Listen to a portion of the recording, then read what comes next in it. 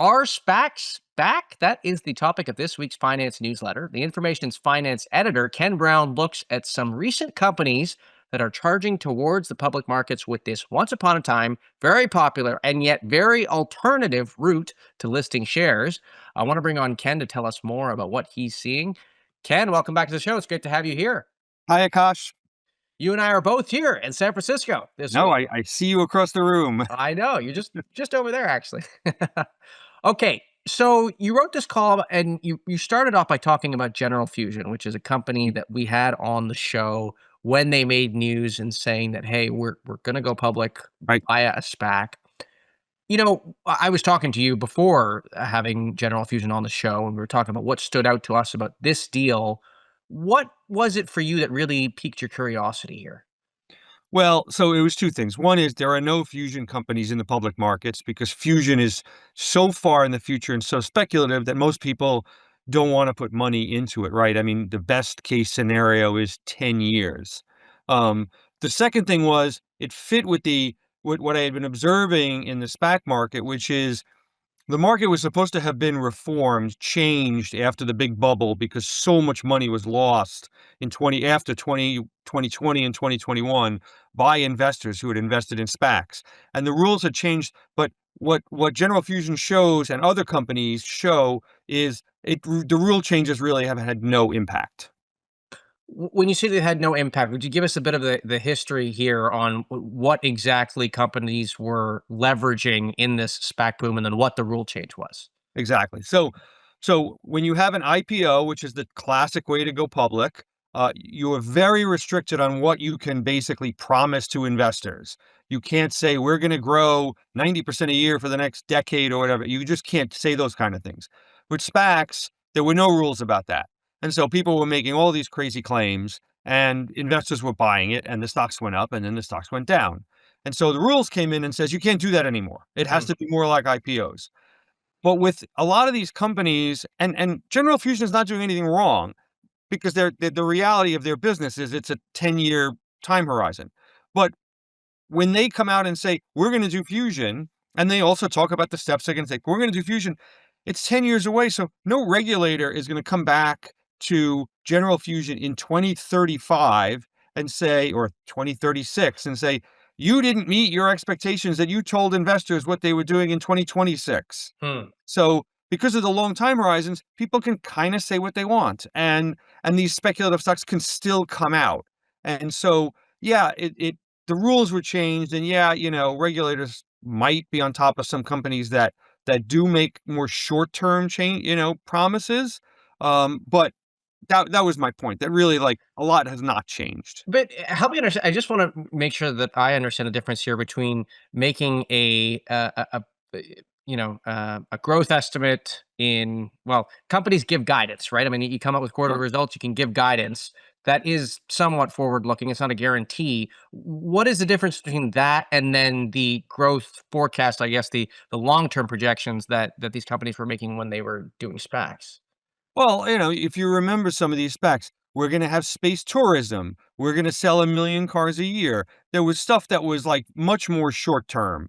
And so that was part of the issue, is that they were making these big claims Got it. in the short term. Um, yeah, companies can always talk about the quarter ahead, but like these were beyond that. These were big claims about we're going to do stuff that no one's ever done before in a relatively short time period. So Hmm. there was stuff that in the IPO rules you never could have said. And so you never could have hyped a stock like space tourism kind of stuff. You couldn't have hyped it like that. And so the rules are supposed to change that. And my argument is, at least with some of the stocks that are out there, they haven't. And why do you think that's the case? Why haven't the rules worked the way they were designed to? Well, because I think the companies, at least a lot of them that we're seeing now, so there's quantum computing, there's these crypto banks, there's other stuff like that. They're so speculative. Their future gains are so far out in the future that the rules really, they're not going to be able to apply them. Um, if you promise something, dramatic in the next year, or you promise to transform the world in the next year, yeah, you could get caught out.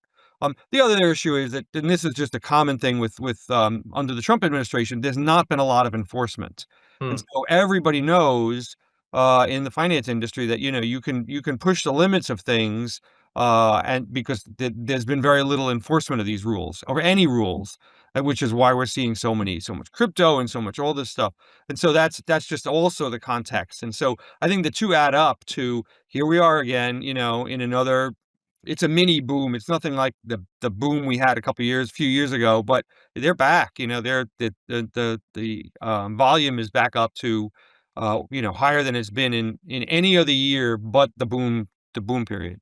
And you also wrote that, I mean, amidst all this talk about whether we're in a bubble or not, how much of that is AI, et cetera. I mean, this is really a signal of frothy times in the market.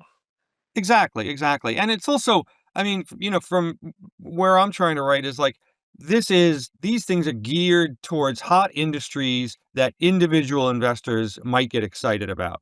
And so I kind of just want to warn them or remind them that like individual investors really got slammed the last time. And, the people who do the SPACs tend to make money, and the early investors tend to make money, but not the individuals. So, there is speculation and, put a little warning sign out there.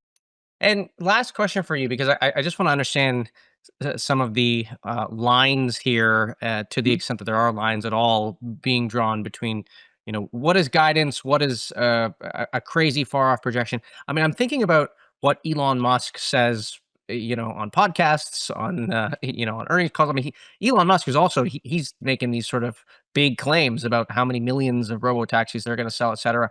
Is how does that square with what these companies going public via SPAC say?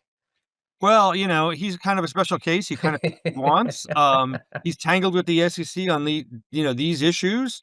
There's no regular. The SEC is not doing anything now. So, or at least not doing anything with him. Yeah, I mean, people push the limits, and yeah, he's unique. I mean, look, I'm talking about most companies. Yeah, Most companies that run the way most companies do, and they don't do this stuff. He's he's the special. He's a special case. special We're gonna case. have robots, we're gonna have robo taxis, we're gonna have flying cars, whatever, yeah. The other Right. question is, I mean, and I think investors do take him seriously. I mean, if you look at Tesla, the business is terrible and the valuation is super high, and I think it's because, of what people think in the future. Yeah. Great. Well, Ken, I want to thank you for coming on. It was a great column, and I encourage everyone to read it. That is Ken Brown, our finance editor here at The Information.